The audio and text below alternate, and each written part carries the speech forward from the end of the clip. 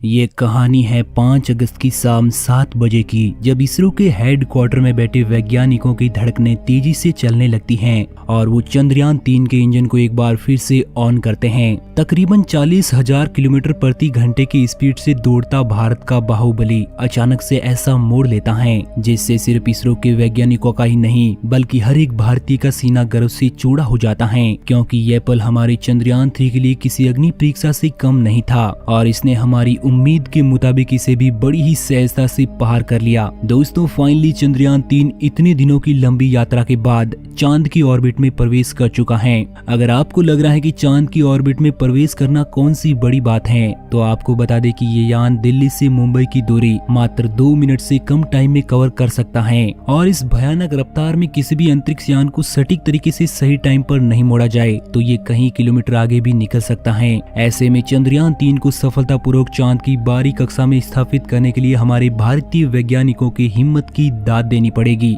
आइए दोस्तों, आज की इस वीडियो में आपको बताते हैं कि चांद की कक्षा में प्रवेश करने के बाद हमारे चंद्रयान 3 का सफर कैसा होने वाला है और आखिर अब इसे किस तरह की चुनौतियों का सामना करना पड़ेगा। दोस्तों, विज्ञान जगत से जुड़ी इसी तरह की जानकारी के अपडेट के लिए हमारे चैनल को सब्सक्राइब जरूर करें। 5 अगस्त की शाम को जब वैज्ञानिकों को पता चलता है कि हमारा चंद्रयान 3 चांद से सिर्फ 50,000 किलोमीटर की दूरी पर रहा है, तो वो अपनी कैलकुलेशन को शुरू करते हैं। ये कैलकुलेशन होती है चंद्रयान 3 को सही वक्त पर मोड़कर उसे चांद की बाहरी कक्षा की ओर धकेलने की। इसके लिए इसरो के वैज्ञानिक सबसे पहले 40,000 किलोमीटर प्रति घंटे की रफ्तार से दौड़ रहे यान की स्पीड को 5 से 6 गुना धीमा करते हैं ताकि लूनर ट्रांसफर ट्रेजेक्ट्री को सही तरीके से अंजाम दिया जा सके। इसके लिए वैज्ञानिक चंद्रयान 3 के चारों ओर लगे बूस्टर का यूज करते हैं और अपनी गणितीय कैलकुलेशन के अकॉर्डिंग उसे इस तरह से मोड़ते हैं ताकि वो चांद की ग्रेविटी को सही तरीके से पकड़कर उसकी चारों ओर की कक्षा में घूमने लगे।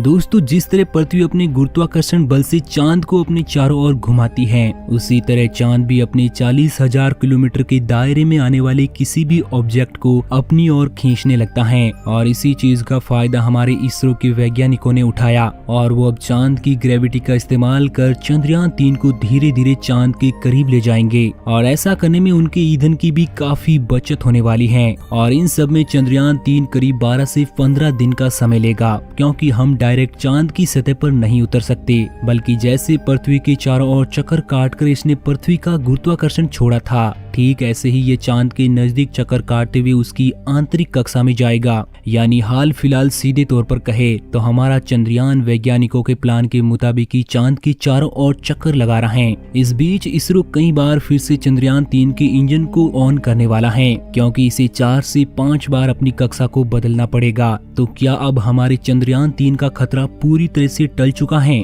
क्या अब इसे उतरने से कोई नहीं रोक सकता?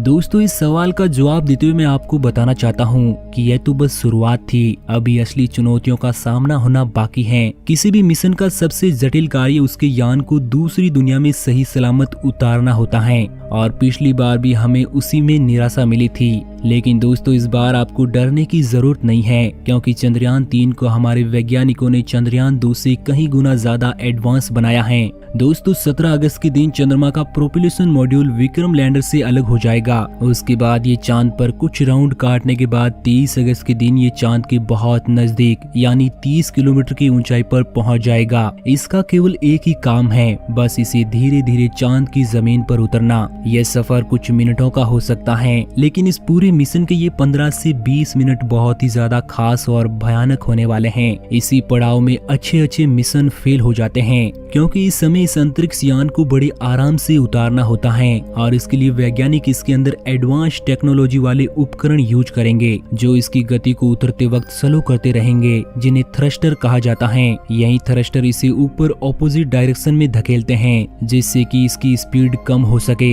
इस दौरान चंद्रयान 3 के लैंडर की रफ्तार 6,000 किलोमीटर प्रति घंटे से धीरे धीरे घटाकर 7.2 किलोमीटर प्रति घंटे तक लेकर आनी है। जिस वक्त ये अंतरिक्ष यान उस भयानक जगह पर उतरेगा, इस वक्त ये अपना खुद का दिमाग इस्तेमाल करने वाला है, यानी खुद की आर्टिफिशियल इंटेलिजेंस का इस्तेमाल करके ये डिसाइड करेगा कि उसे उस मुश्किल वक्त में कैसे फैसले लेने हैं। इसरो की इसी एडवांस तकनीक की पूरी दुनिया दीवानी है। इसके अंदर लगे होने की वजह से वैज्ञानिकों को इतनी ज्यादा टेंशन नहीं है, क्योंकि ये अपने रोबोटिक माइंड से मुश्किल परिस्थिति में भी बिल्कुल भी विचलित नहीं होने वाला। इसरो के वैज्ञानिकों ने ये तकनीक इसलिए लगाई क्योंकि वहाँ पर कुछ चंद सेकंडों का खेल होता है। अगर उसे पृथ्वी पर बैठे वैज्ञानिक कमांड देंगे तो कमांड को पहुंचने में टाइम लग जाता है। इतने टाइम में तो चंद्रयान के साथ कुछ भी हो सकता है। इसलिए जब ये चंद्रमा पर लैंड करेगा तो खुद के बलबूते पर ही लैंडिंग करेगा, और एक बार सही लैंडिंग कर गया तो इंडिया का नाम पूरी दुनिया में छा जाएगा, क्योंकि चांद के उस अंधेरे हिस्से में आज तक दुनिया का कोई भी देश नहीं पहुंच पाया।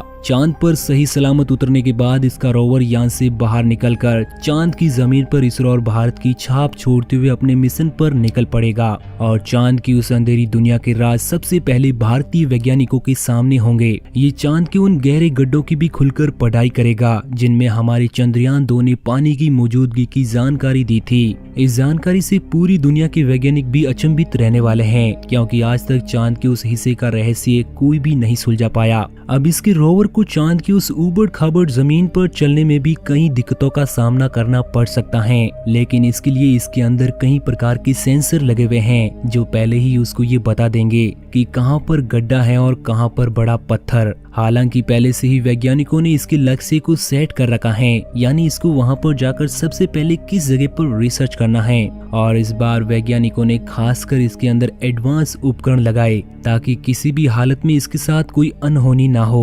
वैज्ञानिकों ने 3-4 साल जी जान लगाकर मेहनत से इसे चांद पर भेजा है। किसी भी दूसरी दुनिया में अंतरिक्ष यान भेजना कोई आसान काम नहीं है। इसके लिए सैकड़ों वैज्ञानिकों की दिन रात की मेहनत लगी होती है, और कई अथक प्रयासों के बाद ही उसे दूसरी दुनिया में उतारने के लिए रवाना किया जाता है। दोस्तों, उम्मीद करते हैं कि चंद्रयान 3 चांद की जमीन पर सही सलामत उतर जाएगा और वहाँ की रहस्यमय दुनिया की जानकारी पहली बार हमारे पास आएगी। दोस्तों, चंद्रयान 3 की शुभकामनाओं के लिए कमेंट में जय हिंद जय इसरो जरूर लिखे, और ऐसे ही ब्रह्मांड की तमाम इंटरेस्टिंग वीडियोस देखने के लिए हमारे चैनल को सब्सक्राइब जरूर करें। जय हिंद जय इसरो।